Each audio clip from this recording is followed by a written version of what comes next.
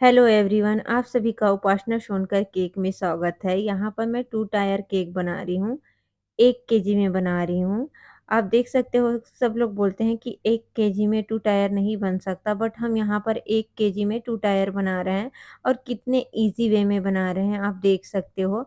और जो butter paper है ना, मैं उसको रिमूव कर रही हूँ और देखो कितना परफेक्ट बेक हुआ है। और इसे मैं ना माइक्रोवेव में बेक की हूँ और सब लोग बोलते हैं कि माइक्रोवेव में बेक नहीं होता, बट हमें तो परफेक्ट बेक होता है। और जब हम स्टार्टिंग में थे ना, तो हमें पता नहीं था ओटीजी क्या होता है, माइक्रोवेव क्या होता है। तो उतना हमें कैसे बेक करें, क्या बेक करें, ये समझ नहीं आता था कि इसको कैसे ऑन करते थे, क्या करते थे। बिगिनर से होते हैं ना, उसको इतना पता नहीं रहता। बट यहाँ पर मैं दोनों केक को बेक की हूँ और एक केक 30 मिनट में बेक हुआ है और एक केक 15 मिनट में हुआ था। दोनों केक को हमने बेक कर लिया था, तुरंत बेक किए थे क्योंकि ऑर्डर ना मुझे सुबह मिला था और शाम तक देना था। तो बेक करना भी रहता है और इसे ठंडा भी करना पड़ता है ताकि आइसिंग परफेक्ट हो, बिना ठंडा किए आइसिंग नहीं हो सकता अच्छे से। और यहाँ पर मैं पाइनएप्पल क्रश को पानी में मिक्स कर रही हूँ। जैसे हम सोक करते हैं ना, तो उसके लिए मैंने ये सोक वाला पानी बनाया। आप देख सकते हो कैसे मैं सोक कर रही हूँ।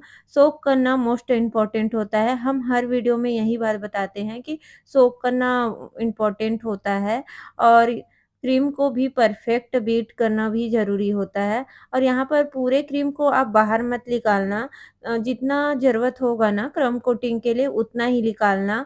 पूरा निकालो ना तो थोड़ा मेल्ट हुए जैसा लगता है और क्रम रहता है ना बहुत सारे, तो फ्रेश क्रीम में पूरा क्रम उसका लग जाता है। तो आप जितना क्रम कोटिंग करने के लिए ज़रूरत होगा ना क्रीम, उतना ही लेना, एक्स्ट्रा मत लेना। उसके बाद जितना ज़रूरत होता जाएगा आप लेते जाना, फ्रिज में रख देना। पहले मैं ये करती थी ना, जब मैं पहले स्टार्टिंग में थी, कि पूरा क्रीम जितना था ना मैं पहले से निकाल लेती थी और सबको करते रहती थी। अब मैं ऐसा नहीं करती। जैसे क्रम कोटिंग करने के लिए मैं अलग से निकालती हूँ और आइसिंग करने के लिए अलग से निकालती हूँ। तो यहाँ पर मैं क्रम कोटिंग कर रही हूँ और क्रम कोटिंग करने के बाद हमने इसे ना 20 से 15 मिनट फ्रिज में रख दिया था। क्रम कोटिंग करना बहुत ही मोस्ट इम्पोर्टेंट होता है, बट जब बहुत ज़्यादा अर्जेंट होता है ना, तो क्रम कोटिंग करने का टाइम ही नहीं मिलता। बट यहाँ पर 2 टायर है करके हमने क्रम कोटिंग किया था और यहाँ पर बड़ा वाला को भी आइसिंग कर रहे हैं और हम डायरेक्ट टर्न टेबल पे ना करके डायरेक्ट बोर्ड में कर रहे हैं, उससे कि ना उठाने में दिक्कत नहीं होता। बट हमें टर्न टेबल में भी करते हैं तो उतना नहीं लगता, बट हमें आदत हो गई है कि ब बोर्ड में करना भी हमें अच्छा लगता है और टर्निंग टेबल में भी करना अच्छा लगता है, हम दोनों में कर लेते हैं। बट यहाँ पर ना मेरे पास टाइम नहीं था तो बोर्ड में की। और बोर्ड में करने से ये फ़ायदा होता है कि दोबारा उसको यहाँ ले जाना, शिफ्ट करने का टेंशन नहीं होता। और यहाँ पर केक स्पॉन्ज टूट गया था, उसको हम कैसे मैनेज कर रहे हैं आप देख सकते हो, क्योंकि नीचे का था तो ज़्यादा एक्स्ट्रा कट गया था। अगर हम बिगिनर रहते तो इसी टाइम हम डर जाते कि ये टूट गया है, कैसे बनाएँगे, क्या करेंगे? थोड़ा टेंशन आ जाता। बट इसको बनाते-बनाते में ना हमें पता चलता है कि क्या कमी है, किसको कहाँ पर क्या सॉर्ट आउट करना है, ये सब पता चल जाता है बनाते-बनाते। और वीडियो देखो तो भी पता चलता है और किसी की गलतियों से भी। और यहाँ पर मोस्ट इम्पोर्टेंट बात बताना चाहते हैं कि ये 2 टायर है तो इसमें बहुत ज़्यादा सोकिंग ना करें और कस्टमर को ना कम से कम आधा घंटा सेट करके ही देना चाहिए या 1 घंटा। आपके पास टाइम है तो 1 घंटा 2 घंटा भी सेट करके दे सकते हो, क्योंकि इसे बहुत दूर ले जाना रहता है, तो सेट करके देंगे तो बेस्ट रहेगा।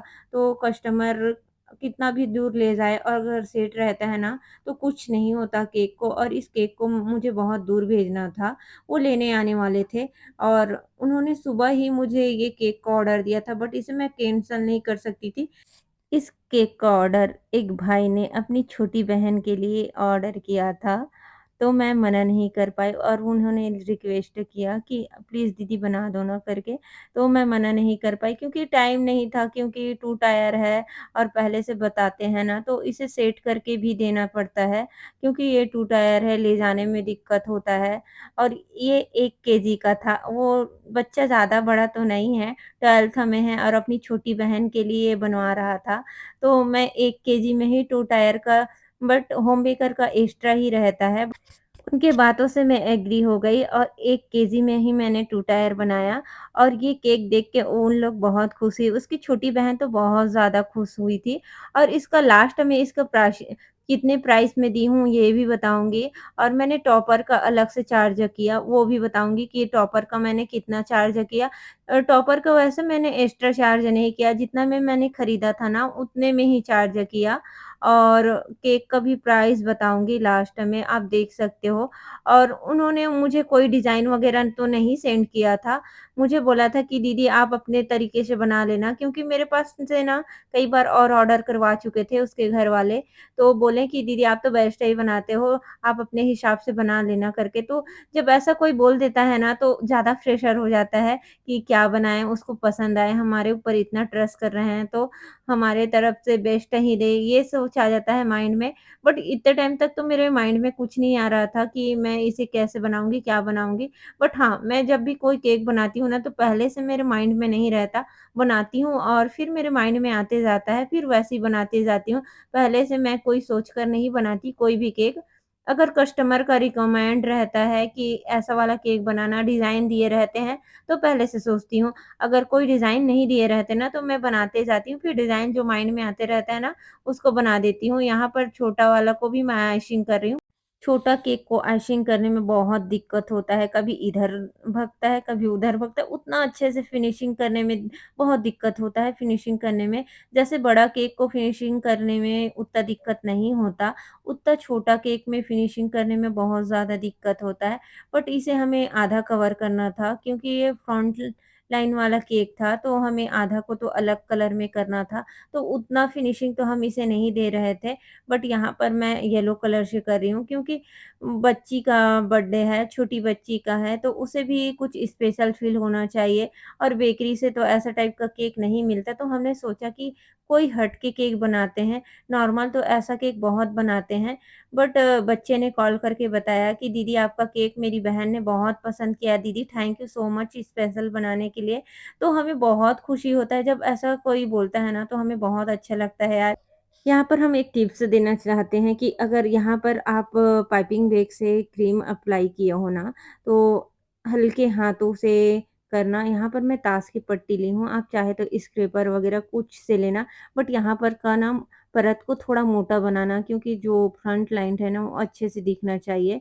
और यहाँ पर ना येलो कलर की थी, उतना शाइन नहीं कर रहा था, फिर मैंने फुश-फुश कलर लिया और फुश-फुश कलर को चारों तरफ अच्छे से किया। तो ये बहुत प्यारा लग रहा था केक, बहुत दिखने में तो बहुत अट्रैक्टिव लग रहा था, कोई भी देखता तो खुश हो जाता। और यहाँ पर जो एक्स्ट्रा फुस-फुस कलर लगा था ना गिरा था उसको हम क्लीन कर रहे हैं, क्योंकि ये भी इम्पोर्टेंट है कि आप केक तो बहुत सुंदर बना लिए बट बोर्ड को क्लीन नहीं किया, तो ये भी इम्पोर्टेंट होता है कि बोर्ड को साफ-सुथरा रखना चाहिए, बोर्ड को बहुत साफ-सुथरा कर लेना चाहिए। और जो कलर गिरा था ना उसको हम स्क्रैप ताश की पट्टी की हेल्प से ना पूरा उठा लिए और किसी चीज़ को वेस्ट नहीं करना चाहिए और ये बहुत फ्रेश था तो हमने जो बॉक्स से निकाले थे जो पुश कलर का बॉक्स था ना उसी में डाल दिया है। और यहाँ पर छोटा वाला को भी हम कर रहे हैं। आप देख सकते हो कि हम क्रीम को कितना मोटा अप्लाई कर रहे हैं क्योंकि इसको मोटा करोगे तभी तो फ्रंट लाइन उभर के आता है। और फ्रंट लाइन पे मैंने सोचा था कि गोल्डन कलर का डस्ट लगाऊँ तो जिससे कि केक बहुत प्यारा लगे। तो यहाँ पर मैं ना इसको भी येलो कलर का जो फुसफुसाता है उसको भी करूँगी। जो बड़ा वाला केक में की थी ना सेम उसी को मैं इसमें भी किया। और यहाँ पर गोल्डन कलर को मैं ऑयल से थोड़ा-सा घोल के इसमें ब्रश के हेल्प से लगा रही हूँ। आप देख सकते हो मैं किस प्रकार लगा रही हूँ। मैंने ज़्यादा नहीं दिखाया क्योंकि वही-वही चीज़ को दिखाना बोर लग जाता है। तो आप देख सकते हो मैं किस प्रकार लगा रही हूँ। आप चाहे तो ये रेडीमेड भी आता है, बट मैं इसे मेरे पास गोल्डन डस्ट था उसको मैंने ऑयल से किया है, तो ये बहुत ही अच्छा लुक दे रहा था, बहुत प्यारा लग रहा था।